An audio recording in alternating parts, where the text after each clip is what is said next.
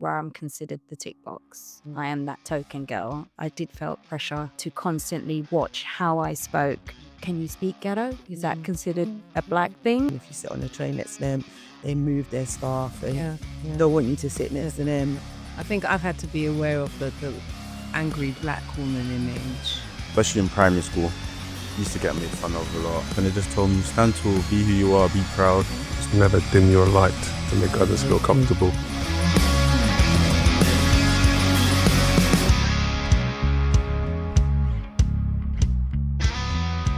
Welcome everyone to the Caridon Weekly, a special episode celebrating Black history. This month is all about honouring Black excellence, identity and leadership. Today we're having an open and honest conversation about what power really looks like beyond the job title. We'll be talking about pride, representation, and the changes we still want to see all through our personal stories. On the panel today, we have Caridon team members from a range of roles and positions within the company. Can I start by asking each of you to introduce yourselves, your job role, and a little about what pride means to you? Can we start with you, Mark? Hello everyone, my name is Mark. I'm a lettings administrator. What pride means to me is walking with the weight of history on my shoulders and just being proud in everything I do. Hi everyone, my name's Sherelle. I'm one of the directors of Caridon. To me, pride is about community, confidence, identity, walking, being proud of who you actually are, your authentic, true self. Good afternoon, my name is Anthony. I'm the Group HR Director. Pride. What does pride mean to me? Pride means standing tall in who I am, without apology and without hesitation. Hi, I'm Lisa, the office manager. I kind of resonate with what everyone said. But for me, just to be proud of who I am, my heritage, and what I can bring to the community. Can I ask, can you share a moment when you stood firm, either personally or professionally, and really embodied your own power? What did that moment teach you about yourself? Where I stood firm, I think it was quite early on in my life, childhood, especially in primary school, used to get made fun of a lot. And I told my parents and they just told me, stand tall, be who you are, be proud. And I've always stood by that. I feel being a Black woman, we have to stand firm every day. There's so much different adversities and challenges that you go through. Unless you're like a Black person, you wouldn't actually understand that. So it's like basic things of, and it sounds so cliche, but this happens. I don't know if my fellow panelists can agree with me. A lady walked past me, held her handbag. You just constantly have to be aware of your surroundings and you're always feeling that you have to fit into other people's narratives. And yeah, it's quite difficult sometimes. For me, as a Black man growing up in the 70s, I can tell you school years were testing, Yeah. for want of a better word. I mean, I can tell you my year, I was one of 4 Black people, the rest was all white. So you can imagine what the days were like or what they could have been like. So yeah, you had to stand for it, you had to look after yourself. You have to be tough. My parents and culture, how I was brought up. So it was never a case of having to feel I've going the extra mile. I've always spoke up when I felt something was wrong. My parents was brought up in the 60s where there was a lot of racial tensions happening. And I think just naturally, my parents encouraged me to be firm with how I represent myself, how I talk. Just wanted to add a little bit and say, I feel like sometimes it's easier for us to stand firm in the community rather than in the workplace. I feel like because of the hierarchy in the workplace, sometimes it's hard to stand in your own power. Definitely. But I think it's a challenge that we're fighting. Okay, thank you guys. In your view, what does true leadership look like in our community, would you say?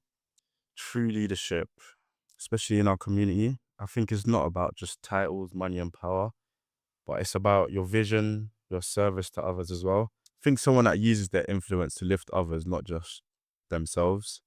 So in our community, who would you classify as a true leader? Being a leader in a community is giving the right service to your neighbors, to your friends, to even strangers. Wow. My one's a bit deeper than that. So I feel like a true leader is someone called Harriet Tubman. So she, Fred all the slaves through the railroads. Yeah. Back when in America when slavery was rife, and she was so resilient, so strong, so bold. She put her life at risk and herself at risk to free others. So for me, a true leader is someone that go against the grain sometimes. So like when you look at politics, I feel like sometimes when people get in certain positions of power, they're too scared to ruffle any feathers because they just want to like fit in. So my definition of a true leader is someone that fights for the right decisions to be made and stands up for justice, really. For me, it's about leading by example and creating pathways for others to thrive. I think what Marx said resonates with me the most. Leaders who uplift the communities uh, is the best form of leadership. I think in the Black community, we need more leaders. We can do our bit here and there, but we need some more leaders. I want to be calling that. I want to be sitting here and saying, well, actually, this is a really good leader in the community. And I think sometimes when we associate leaders within the community, is that it's to do with something to do with violence. Like there is a guy in the community, negative attention, sorry. So there is a guy in the community, I can't remember his name, is gone, and he's sorting knife crimes. He gets the knives, Yeah. right? From estate. Right. Yeah. Absolutely. And he is a brilliant leader. But again, it's for knife crime. It's to do with something negative.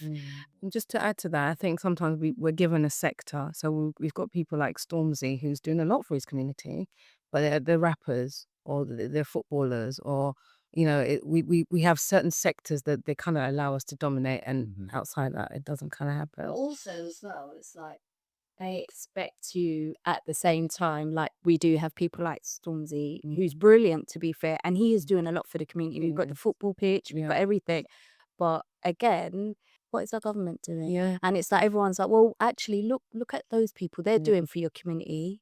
And we have to look towards rappers. We have to look towards footballers rather than the officials. Okay, thank you guys.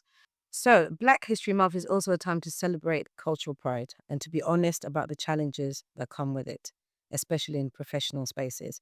Have you ever felt pressure to downplay or hide aspects of your identity at work? How did that experience shape you? I changed the way I dress, and maybe now it's not a thing that's on my mind, but it's been so ingrained in me that it's subconscious thought that I do now, that I feel like I need to kind of go above and beyond and to impress the ones above me just to make sure that I'm not seen in a negative light. I'm kind of changing myself and changing who I am for someone that doesn't understand the community that I'm in. When you're in employment, I think everybody, whether you're Black, white, Chinese, Asian, you do need to come to work in a professional, like you do need to dress smart because you're dealing with like external stakeholders, your colleagues, and naturally they're going to take you differently. I, there's some things that I don't agree with, so I wouldn't come to work as a Black woman with a bonnet on my head or a headscarf unless it was unless it's for like religious purposes, because that's not professional. Yeah. Outside of work, I dress how I want to dress because that's my identity. So if I want to wear baseball cap, big earrings, or a baggy jersey, I'm going to do that because that's how I want to dress. But in work, I do think it's really important to be like boundaried and dress professional because people will take you a bit more seriously. Okay, for me personally, I've never had to downplay who I am. I never will, because what you see is what you get. It's me. I wish I had that experience. No, I would never say I've had to downplay, but I have been in an environment where I'm considered the tick box. I am that token girl. And I think just naturally I've had to curb the way I speak. And it's not to say that I speak unprofessionally, but certain words and certain phrases, well, you can't say those words in front of people. I did felt pressure to constantly watch how I spoke. Can you speak ghetto? Is that considered a Black thing? Like, what do you mean by that? It made me unhappy. I'm not there now. So I would like to be at a place where I'm celebrated for the kind of person I am or what I can bring. You know, I'm celebrated on my talents and my efforts that I bring into the workplace. I think I've had to be aware of the angry black woman image in dealing with others. You know, be careful, hold my tongue, count to 10, be careful how I speak. Because where I know in my community, people understand me. Like in our office, we speak very openly. In other spaces, we wouldn't be able to speak that way. So I think that's something that's always on my mind. Thank you. Yeah, I find that particularly triggering. Yeah. The angry black woman narrative. Mm. I feel like people just misunderstand people, and because they're scared of people being different. They might not have been around a woman of color before within the workplace, or they might not have women of color as friends. Yeah. So anything you do, you could say something, or you could say something and they take it the wrong way. Yeah. And then they portray themselves as a victim and make you feel like, you're the bully, or you're the problem. And from an early age, like school, I had a really bad experience at school. Then it makes you just feel like, oh my gosh, I really can't say nothing. I'm just gonna, you shut down. Yeah. I was the aggressor. Yeah. Actually, Yeah. as the aggressor. So I think sometimes when we do voice our opinions or stand up for ourselves, Yeah. you know, they look at you, well, he's a bit aggressive in Yeah. that way, you know, even though you're saying, well, actually, I'm probably the victim behind it, Yeah. and I'm just more passionate because it's happening to me. Or you're just tired. You just got such a drained monotone about it that you just. And I think that's why as well why we're so prone to holding in our emotions and not saying anything. We have very much high rates of depression, suicide, and I feel like that's one of the main reasons why, because we feel like we can't voice our opinions and voice why we say certain things. So yeah, of course, 100%. Thank you, guys. On the other hand, let's flip it. When have you felt truly proud to be seen and celebrated as a Black professional, whether here at Caridon or elsewhere? Yeah, I can answer this one, all right. So I would say my uni days when I finished uni, I was well, out of me and another Black person, it was only us two that managed to end up finishing the course. Thank you. Ah. And yeah, I was really proud of myself. My family was really proud. And to be honest, I had the thoughts of, dropping out and giving up, but I said, what's the actual reason why I want to drop out, and why can't I keep going and prove everyone wrong? Again, as well, in uni, I had quite a bad experience with racism, and I didn't really fit in, but I gave myself that excuse for me to keep going, keep pushing, and finish what I'm doing and make everyone around me proud. Yeah. In my career here, I've worked my way up into my current role, but I was doing a project with DWP. So I went to the Director General's office in Parliament, and I was part of a board. And on that board, I was the only female, and then the only female of color, and it was just like It's amazing. all middle class white men, and I felt really empowered to be sitting in that room. Absolutely. And I was on the board for 6 months, and I helped make some like changes with UC and how direct payments are made directly to landlords. I felt heard, but it was difficult because you're in that room and there's no representation. So there's no one that looks like me, dresses like me, is my age. I felt really out of place, but I just was resilient with it. So I walked in like I deserved to sit at that table. So I feel like always having that mentality, saying that you can make a change, no matter who's around me, is a good thing to have. Yeah, absolutely. For me, it's probably my presence being able to open doors for other people. And on one occasion, I've had a young co-worker come to me and say, the position that you're in, I'm glad to see you in it. And it gives me belief that I too can attain a position similar to that in the future. So that makes me proud because it means that you're making an impact. younger generation as well. Well, mine doesn't actually, I wouldn't say it resonates kind of in my working 9 to 5, but I used to sing many moons ago. Um, no, don't. You could. Yeah, we do. But it's just that combination. Anyway, but me, in my previous life, I used to sing, and I actually got to perform to Nelson Mandela for Nelson Mandela, and I got to meet him, shake his hand, and it's so funny. I think at the time I probably was 16 years old, and I didn't realize how powerful that moment actually was. Now that I'm grown, um, it's one of my proudest moments. I tell my kids about it. They've seen the pictures and everything. And also I think the fact that my parents were there and they was ecstatic as well for me. Absolutely, exactly. And that's but at the time I don't think I was aware of just how powerful of a leader he actually was. And I knew his name and I knew little bits here and there. But now that I'm older and I realize actually I did that. I did that. Absolutely. I have to pat myself on the back. Right. So, from your perspective, how can workplaces genuinely celebrate cultural pride and inclusion so it feels real and not just a tick box exercise? But I feel like we could do it with growth in all aspects. So not just hiring people of color, but helping them progress, letting them progress and get to That. points where they wouldn't even have thought they would be. I think a good example is Caridon actually. We let people progress, have a say also, and just literally the sky's the limit. Yeah.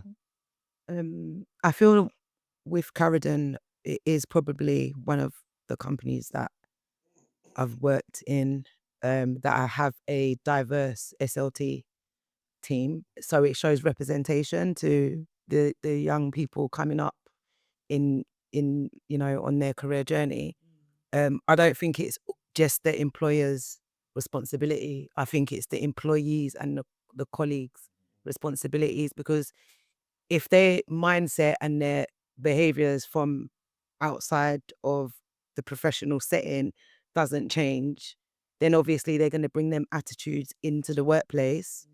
And then it doesn't matter what you do at the top. If you've got people that don't believe in the diversity and the change, then there's always going to be a problem.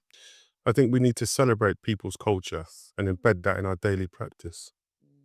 It can start from the top, but I think it needs to start from the ground up as well, meet in the middle. Exactly. Because some people may not even, I don't know everybody that works here, but when I do meet them, we sit and we discuss and we reason to a degree. And that's how you get to know people, but also you've got to be open-minded as well. And that's part of the battle. Once people are open-minded and open to learning new things, because people always say on their CVs, I'd like to go and travel and this and that and sample different cultures, but do you really? Yeah. Yeah. See what I mean? So until you got that open dialogue and people embrace people's culture, that's what we need to do to make the changes going forward, I think. I think what Anthony said was perfect. Under Caridon, where I work, particularly foundation, we are all from different backgrounds. And I think we all celebrate each other from bringing in different foods. We celebrate people's version of who's got the best jollof rice to who's got the best jerk chicken. Exactly, because he's not a part of foundation. And that's, but this is what I love about our particular office. We do celebrate each other. And we do celebrate each other's heritage. And we can be our authentic self in Caridon, which is lovely. That's one thing I do applaud. One thing I would like to see, not necessarily here, but in general, we've been in trouble to have our hair out. If we have our hair in an afro, is frowned upon. Schools is frowned Yeah. upon. Doing your hair in a hairstyle. As Black people, we naturally do hairstyles. That is our culture. And we can be told off or looked down upon for having something as basic as doing your hair, or make it look presentable how they feel is Yeah. presentable. That's something that I think can definitely be. Yeah, I agree. I think to add to that, I'd say the right person for the job. I think a good way to celebrate cultural pride is making sure that everybody is in the, not because I know you or not because of the color of your skin, but I know you do a brilliant job at this, and make sure that person gets there. I think that's a good way to celebrate. I see you. I see your strengths. This is perfect for you, kind of thing. I think But I that's think important. just even for Caridon in general, the brilliant thing we do offer here is I do feel like I can grow. There is people that, are in really high positions, and they're Black. They're Black. So for me, it's an encouraging sign when I feel like actually they're up there and they want me to win as well. They want me to succeed. If I did go to any of them, I can have that conversation and say, well, actually, this is how I feel. And they can tell me if I'm being a bit too overzealous, or no, you're absolutely right in how you're feeling, and encourage me and guide me because they're in that position. And if, again, I know that they want me to win. So if I said I want to grow, they're going to look at ways to help me grow. And that's the beautiful thing. So, can I ask, who inspires you and why? This could be someone iconic, a family member, friend, or mentor. Not to be too cliche, but someone iconic I think is Rosa Parks. Black woman. What's funny is So cliche. it is cliche, but I feel like she stood for something very important. Yeah. I think she was more than just a woman who refused to give up her seat, but she was a symbol of quiet strength. Being a Black person, especially a woman at that time, was very hard, and she went against the grain. That influenced a lot of people. I feel like she still influences people today. I think we all have a bit of Rosa Parks in us. I think that one thing she did actually has affected all of us. 100%. Yeah, Yeah. yeah. I need to think. Well, we had questions given to us previously. Okay. So the person that inspires me is my wife. She inspires me every day. Just because of what she does, the work she does. She's creative. She pours her heart and soul into it, and she was recognized by winning a BAFTA for it. So for me, that's inspiration. That's lovely. I have a few people, my mother being one of them. Just her whole general outlook on life, her positivity speaks volumes. And actually, she is someone that I can turn to no matter how I'm feeling. If I'm elated, she celebrates my highs and she's with me on my lows. And also my nan. Um, some of the things she's had to face in general coming to this country as an immigrant, and some of the stories I heard are horrific. And the fact that the type of woman she is now is like you would never know that those are some of the stories and traumas she's had because of how she carries herself today, and what she's kind of embedded our foundations to be, treat one another kind, treat people how you want to be treated. All those things was embedded from my nan, but also like what you said, your partner, my partner, he is a true sign of someone that how he empowers me just with the outlook of life. When I need strength, he's there in every kind of way. So I have a few people. Lovely. Oh, Yeah, so like everybody, Rosa Parks, standardly. I was winding you up when I said cliche because you said No, it's cliche. but it is. I know. But I didn't want you to. I don't want you to feel upset No. because I respect Rosa Parks and I don't want people to think that. Okay, mine I would say is my mum, naturally, because she's always been the head of the house, even though my dad's there. My dad, of course. My nan. My nan, I feel like I get a lot of my resilience, my drive, my ambition from my nan. Because when she came over from Jamaica, she was by herself. She had like 5 children. She was a dressmaker and was making dresses, and she managed to buy a house in cash. She found a way. She wanted this house, beautiful house in Brixton, and she bought the house. She found a way. So Kind of getting where what she she wants. didn't, yeah, yeah. Yeah. And she found someone that believed in her, trusted her, and gave her that opportunity. So, and then obviously Harriet Tubman, because she freed the slaves. So, But as I'm listening to you, I'm thinking, the president of Burkina Faso, like he has brought a whole new energy for Black people right now, which is really, really inspiring me. But then listening to you guys, I'm thinking, my dad, who I think it's an afterthought because of the kind of men that I've been dealing with. I've realized what a gem he was, and he's almost my inspiration for the ideal man. As a father, not even as a husband, but as a father, he really stood out for me. To add into mine, I'll say my parents, of course, as well. Everyone's resonated with me. Um, Again, being the black couple coming from Nigeria, especially, it was hard.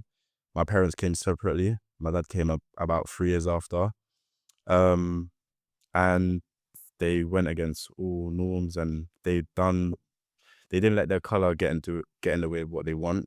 Now they're very successful. I'm very proud of them. They've worked together from the start. And as Lisa said, when you hear some of the stories that they have, you would never really think this is who they've become today. So yeah, they're really a big inspiration. I'm proud of them, and I aspire to be like them. Love Yeah. that. All right, quickly, we're running out of time. What would it have meant to you to see someone like you in leadership when we were younger? when I grew up, there wasn't any black body that was black that was that I could look up to as a leader. You had to look in your in your home. You had to look at your parents, your grandparents. I feel like in my generation, a lot of our values and morals come from our grandparents. Absolutely. Because obviously mum, dad was out at work, would be with grandparents. But then our grandparents are the ones that face the adversities with the no dogs, no blacks, no Irish. And they're the ones, like, I remember my granddad was telling me a story that when he came over to the UK, he went for a job. He said when he got to the job interview, they told him that he can't get the job because he's black. He said he used to go to pubs and they would not serve him. And I was like, what? And you had that? Because I was like, what, you didn't be rude? And he was like, no, my dear. No, I just turned the other cheek. And I was like, so I feel like some of them values that our grandparents, they've passed down to us. Yeah. So that's probably where I take it from. Growing up, leadership really looked like me, shall we say, yeah? So, and with that absence, it teaches you to question your place, Yeah. Yeah. yeah? So if you see a black man leading with confidence, compassion, authenticity, that makes you feel, yeah, you know, I could be that person. That door could open for me as well. I can be that person one day. And obviously it all depends upon your own previous learned experiences. So for example, for me growing up in the 70s and 80s at school, having to deal with racism, etc., you have a different outlook. But then if you see a black man in a high position, you know it's possible. Yeah. Absolutely.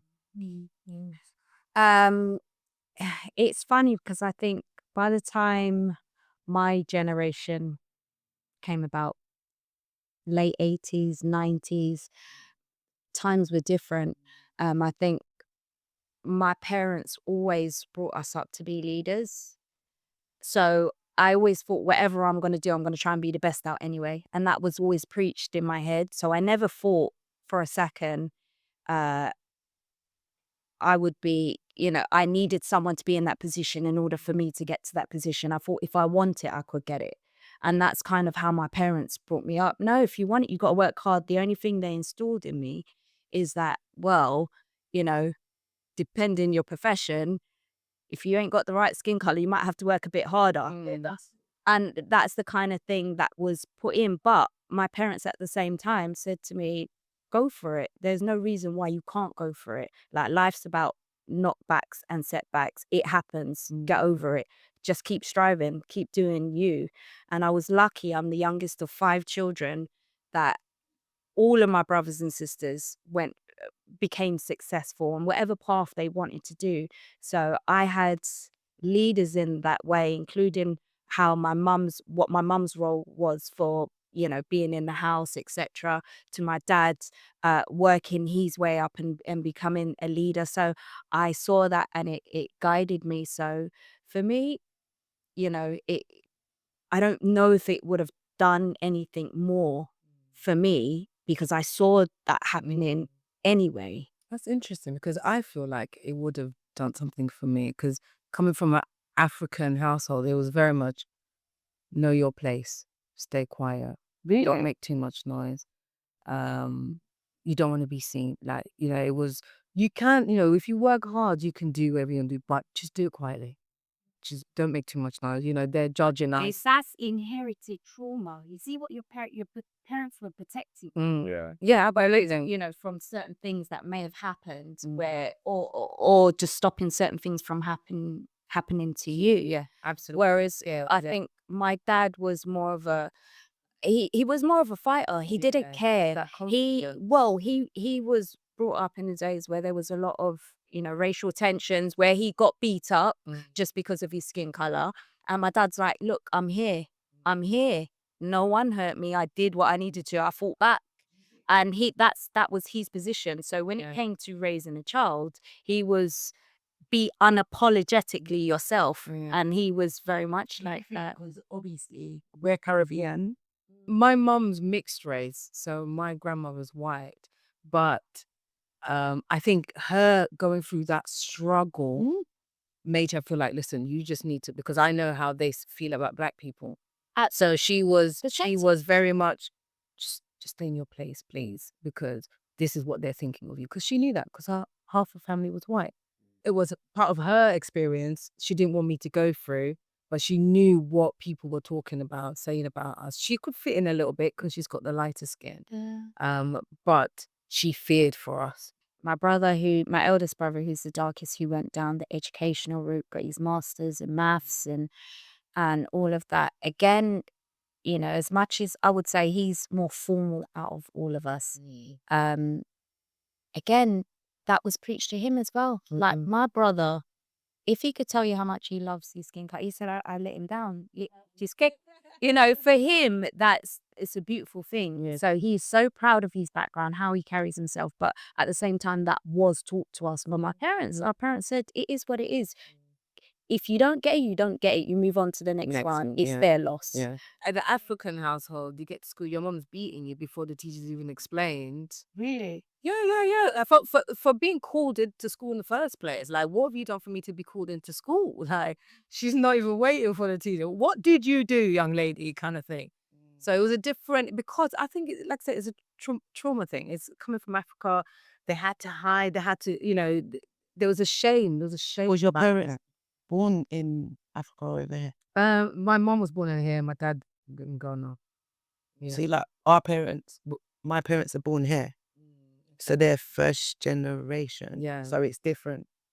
So perhaps they've come from, because then, like I said, how my granddad acted. Yeah.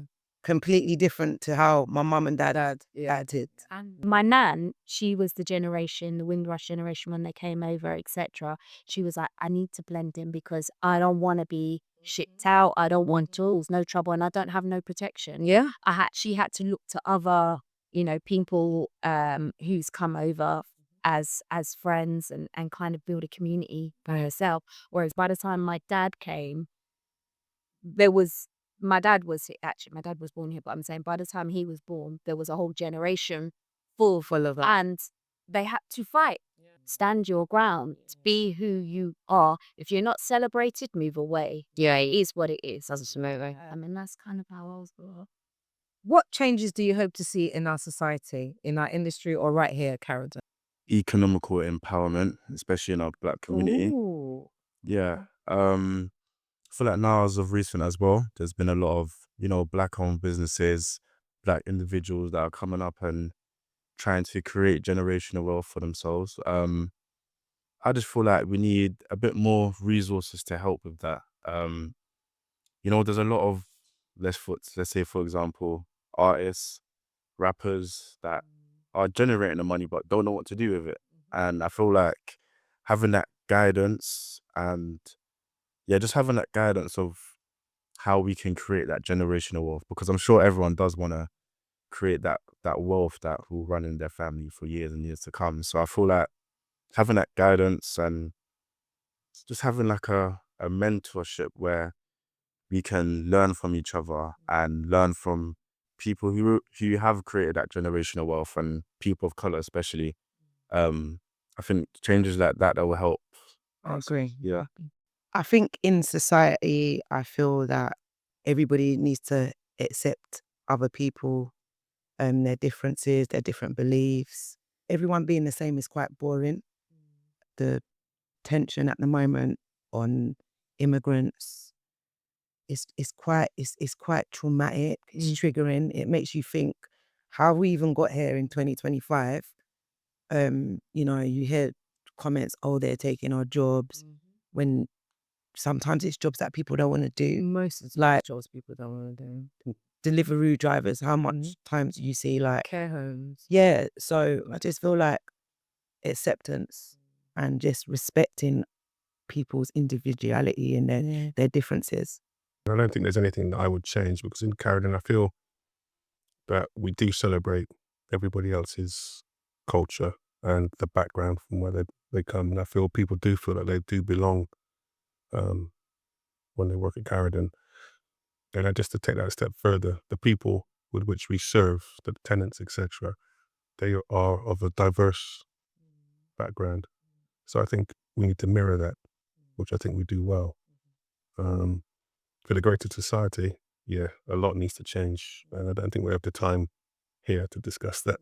I'm around black people who are celebrated. Yes. And I love that for what I see and what I can inadvertently tell my children. I'm in a workplace that actually having the skin color that I have is never been an issue, and it's never a problem, never a topic of discussion. I would love it to be like that for the wider society. At the moment, there's huge racial tensions. And it's funny, if you see someone who's patriotic about being English, you do scratch your head and say, are they racist? These are the people that could be your neighbor. And now you're starting to question whether they're racist or not. And actually, I don't want to be in a society where it's looked at like that.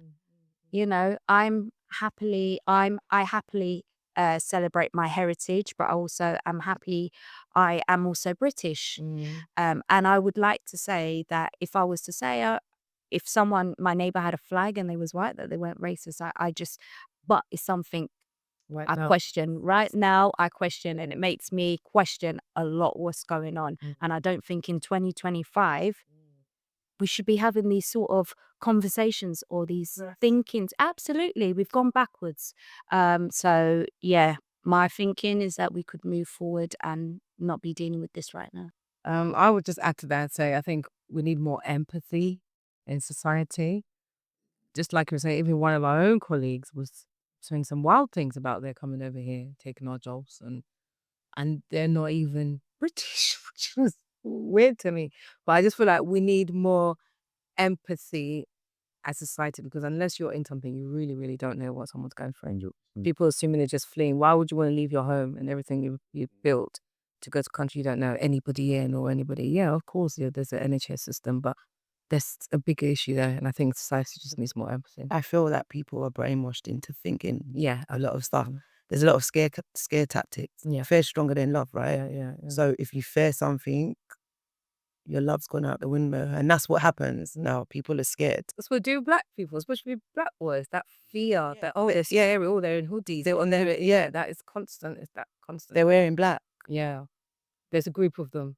They're dangerous.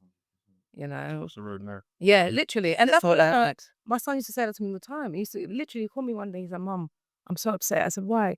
I'm walking behind this lady and she crossed the road and she keeps looking back. She's like, did she think I'd rob her? I said, I'm sorry. Unfortunately, this is how people see black boys now. But they do it to women as well.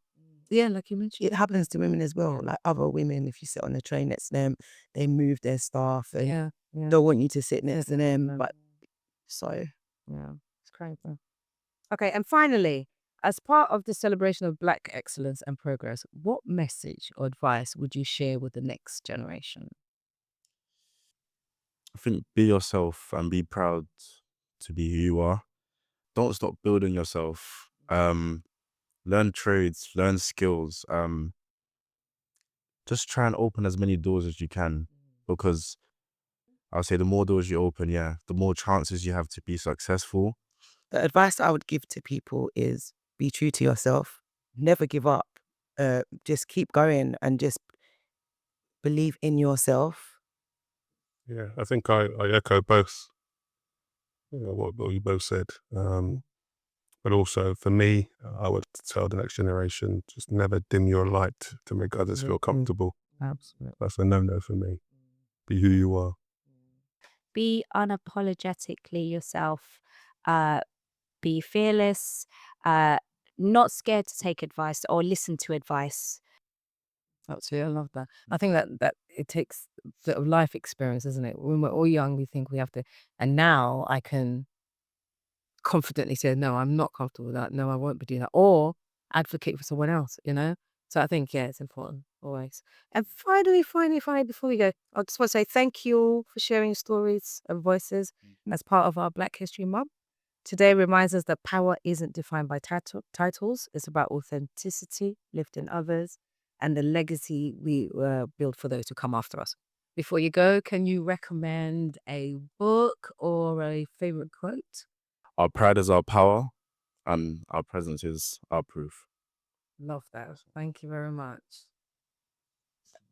So I'm going to leave a quote by Martin Luther King Jr. Injustice anywhere is a threat to justice everywhere. So with that quote, it means that when unfairness or oppression happens to one group of people, it affects everyone, even those who are not directly involved. So I think that's important to understand. For me, a book that I've read is Black and British. That's a good book to read. Okay, that's good. Okay. I would just add a very small quote that says something like 6 + 2 is 8, so is 4 + 4, which basically says there are numerous ways to do things and still arrive at the same. So we don't have to feel like we need to follow somebody else's. Go however you feel. Yeah. Thank you guys.